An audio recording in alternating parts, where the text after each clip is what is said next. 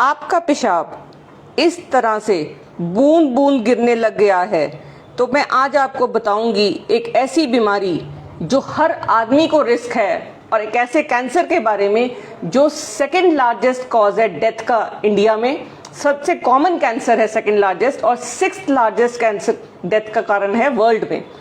वो है प्रोस्टेट या गदूद का कैंसर। हर आदमी, चाहे वो खाता है, चाहे वो पीता है, चाहे उसे कोई ऐब है या नहीं है, उसको इस कैंसर का रिस्क है। जैसे जैसे उसकी उम्र बढ़ेगी ये कैंसर उसको होने का रिस्क रहेगा। आज मैं बताऊंगी आपको कि ऐसे वो कौन से लक्षण हैं जो आदमी खुद पता चल सकता है कि उसको कैंसर की शुरुआत हो सकती है। और मैं फिर आपको एक ऐसा टेस्ट भी बताऊंगी जिस टेस्ट को अगर आप वो टाइम से करा लेते हैं तो बहुत जल्दी उनको पता चल जाएगा कि उनको कैंसर का रिस्क हो तो नहीं गया, इससे पहले कि वो सिम्टम बन जाए या बीमारी इतनी फैल जाए कि उनकी जान को खतरा हो जाए।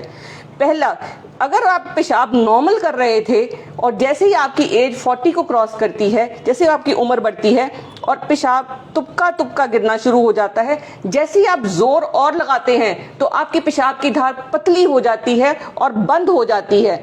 पेशाब की धार जब पतली हो जाती है और तुपका तुपका गिरती है, इसका मतलब जो आपका गदूद था, जो मसाने और पेशाब की नलकी के जॉइंट पे होता है, जिसको हम प्रोस्टेट भी बोलते हैं, नेक ऑफ ब्लैडर बोलते हैं, वहां पे ये ग्लैंड होता है। जैसे जैसे ये ग्लैंड बड़ा हो जाता है और इसके अंदर का भी एक हिस्सा है जो अगर नॉर्मल, ये साइज नॉर्मल रहेगा, लेकिन अगर ये बढ़ जाएगा तब भी आपको पेशाब में दिक्कत होगी। एक जो अखरोट के साइज का होता है नॉर्मल ग्लैंड 18 से 20 ग्राम का होता है, लेकिन जैसे जैसे उम्र बढ़ती है ये साइज में बड़ा हो जाता है। जैसे जैसे ये बड़ा होगा, मतलब 60% पेशेंट्स जो मोर देन 60 के 6th डेकेड में है, फिर 65 की एज से ऊपर हैं, उनको प्रोस्टेट हाइपरप्लेजिया बोलते हैं या बीपीएच बोलते हैं, और उनको हो जाता है।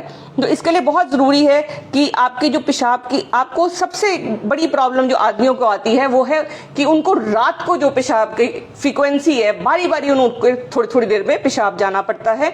इसके अलावा वो जो पेशाब करने जाते हैं तो वो पेशाब उनका शुरू नहीं होता, उनको बहुत जोर लगाना पड़ता है। इसके बाद उसके कई बार पेशाब में खून भी आता है, उनको पेशाब में जलन रहती है। इसके अलावा उनको कई बार जब प्रॉब्लम होएगी तो उनका जो इरेक्टाइल डिसफंक्शन है, जो नॉर्मल वो सेक्सुअल एक्टिविटी परफॉर्म कर पा रहे थे, वो नहीं होता।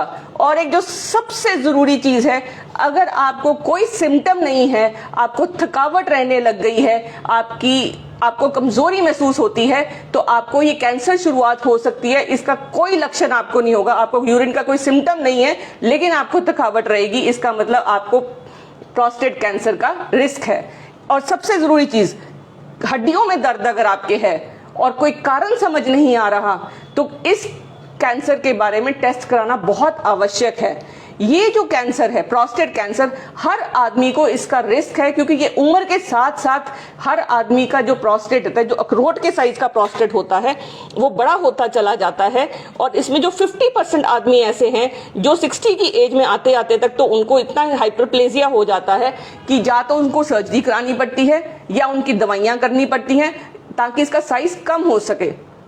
इसके जो सबसे कॉमन कारण है, जो जिन आदमियों को रिस्क ज्यादा है इस कैंसर का, वो हैं जो मोटे हैं, जिनको डायबिटीज है, लिपिड प्रोफाइल डिरेंज्ड है जिनमें विटामिन डी, जिंक, सेलेनियम, इन माइक्रो न्यूट्रिएंट्स की कमी है, इन सबको रिस्क ज्यादा है। इसके अलावा जो आदमी ज्यादा रेड मीट, डेयरी, सीरियल्स, ऐसे प्रोडक्ट्स खाते हैं, जो फ्रूट और वेजिटेबल कम खाते हैं, तो इन आदमियों में ये दिक्कत रहती है।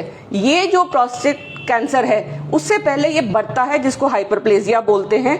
हाइपरप्लेजिया जब होता है या इसमें इन्फेक्शन होती है, जिसको प्रोस्टेटाइटिस बोलते हैं, उससे कई बार प्रेगनेंसी भी नहीं होती, इनफर्टिलिटी का भी ये कारण है, जिसकी वजह से आपको बच्चा नहीं होगा। क्योंकि ये जो ग्लैंड है, इसका जो फंक्शन है, ये जो सीमन के अंदर जो जूस निकलता है उसको पतला करने के लिए इसमें से कैसे एंजाइम्स क्रिएट होते हैं जो उस जूस को बच्चा बनाने में हेल्प करते हैं। तो कई बार जब ये प्रोस्टेट सूज जाता है तो पस्सेल बनते हैं। जब आपने सीमन का टेस्ट कराया, आपको कुछ और नहीं मिलता, सिर्फ पस्सेल आते हैं। कारण है उनका ये गदूद, जो प्रोस्टेटाइटिस है। इसके अलावा जो हमें सबसे जरूरी चीज है कि हम ऐसा क्या खाएं कि ये प्रोस्टेट हमारा ना बढ़े। एक तो फ्रूट्स वेजिटेबल्स हमें ज़्यादा खानी है, दूसरी बात हमें सब्जियां ज़्यादा खानी है। सब्जियों में भी जो हमारी शिमला मिर्च है जिसमें विटामिन सी बहुत ज़्यादा है, टमाटर जिसमें लाइकोपीन है, और हमें तिल के बीज खाने चाहिए बिकॉज उनमें जिंक बहुत है। और सबसे बड़ी बात, आप अगर ग्रीन टी पीते हैं तो वो भी एंटीऑक्सीडेंट का काम करती है, तो उससे भी आपका प्रोस्टेट का लेवल साइज बढ़ने से रुक जाता है। इसके अलावा आपको अल्कोहल, शराब, कॉफी और स्मोकिंग बिल्कुल बंद करनी है। और जरूरी सबसे ज्यादा एक्सरसाइज जो मूल बंद है या कीगल एक्सरसाइज जिसको हम बोलते हैं, जिसमें आदमी नीचे का हिस्सा टोटली टाइट कर लेता है, ये एक्सरसाइज दिन में वो कम से कम 6 बार करे और एक बार में 10 की काउंट करे, नीचे वाले हिस्से को टाइट कर ले सारे मसल्स को, तो उसका ये जो प्रॉब्लम है प्रोस्टेट का बढ़ने से कम हो जाता है। प्लस अगर वो सेक्सुअली एक्टिव रहता है तब भी उसको प्रोस्टेट कैंसर का रिस्क कम होता है। इन चीजों के अलावा जो सबसे जरूरी चीज है, अगर आपकी फैमिली में किसी को भी प्रोस्टेट कैंसर हुआ है, मतलब कोई भाई है या फर्स्ट डिग्री रिलेटिव है, फादर है, ब्रदर है या बेटा है, किसी को है प्रॉब्लम, तो उस कैंसर में जिसमें है तो उनमें जो यंगर पॉपुलेशन है 40 की एज से आके ही उनके टेस्ट होने शुरू हो जाते हैं, बिकॉज उनमें 4 to 6 फोल्ड रिस्क होता है कैंसर होने का। इसके अलावा जो पेशेंट्स जिनका प्रोस्टेट कैंसर फैमिली हिस्ट्री है, नॉर्मली जिनको फैमिली हिस्ट्री नहीं है, तो उनको 55 की एज से लेके 55 की एज ऑनवर्ड्स या कोई भी सिम्टम जो मैंने बताए हैं 5 संकेत, उनमें से कुछ भी है तो उनको अपना टेस्ट करवाना चाहिए, जिसको हम बोलते हैं प्रोस्टेट स्पेसिफिक एंटीजन। एक बहुत ही सस्ता टेस्ट है जो खून से टेस्ट होता है। इसमें वो प्रोटीन टेस्ट हो जाता है जो प्रोस्टेट के कैंसर में या प्रोस्टेट के बढ़ने पे कई बार या प्रोस्टेट की सोजिश में बढ़ जाता है, और अकॉर्डिंगली आपका डॉक्टर आपको ये गाइड कर देगा कि अगर ये लेवल इतना है तो इसका मतलब आपका प्रोस्टेट का कैंसर हो रहा है। प्रोस्टेट के कैंसर कई बार कोई भी सिम्टम पैदा नहीं करते, लेकिन सडनली 15 साल के बाद भी वो अपनी हड्डियों में फैल जाते हैं। तो अगर आपको गुदूद से रिलेटेड कोई भी यूरिन की प्रॉब्लम है तो उसका निवारण अवश्य कराएं, चाहे वो दवाई से हो या वो ऑपरेशन से हो, पहली बात। दूसरी बात कि अगर ये गदूद वाली प्रॉब्लम आपको रेगुलर रहती है तो आपको 2 बीमारियां और होने का डर रहता है, वो है एक हर्निया और एक ब्लैडर स्टोन।